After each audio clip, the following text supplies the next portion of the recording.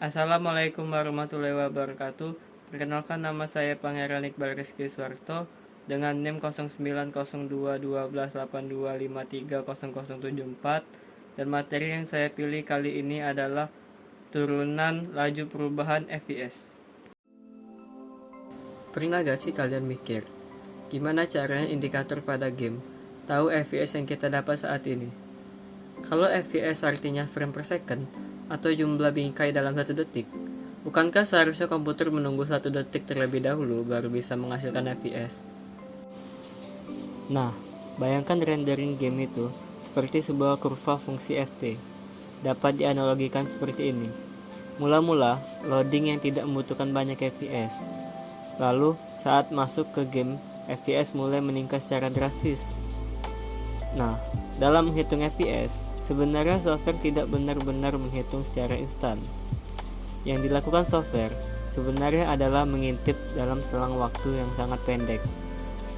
Misalnya, software menunggu selama 0,1 detik atau delta T, lalu melihat ada 6 frame baru yang muncul atau delta F, lalu melakukan pembagian sederhana.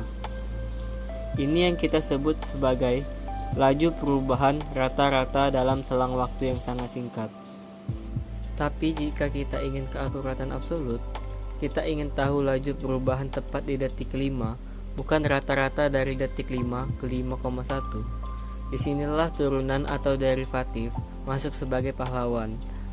Jika kita bertanya, apa yang terjadi jika selang waktu atau delta T kita perkecil terus-menerus dari 0,1 ke 0,01 ke 0,001 sampai mendekati 0. Nilai limit inilah yang kita sebut laju perubahan sesaat. Secara visual, ini adalah kemiringan garis singgung di satu titik kurva. Jika garisnya menanjak tajam, artinya turunan besar atau FPS sedang tinggi. Jika garisnya mendatar, artinya turunan 0 atau tidak ada frame baru.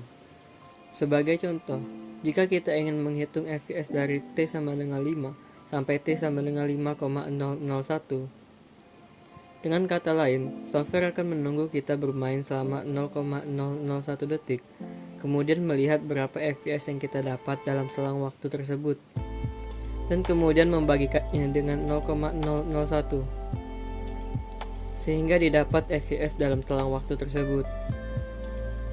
Dan hal ini dilakukan secara terus-menerus sampai kita selesai.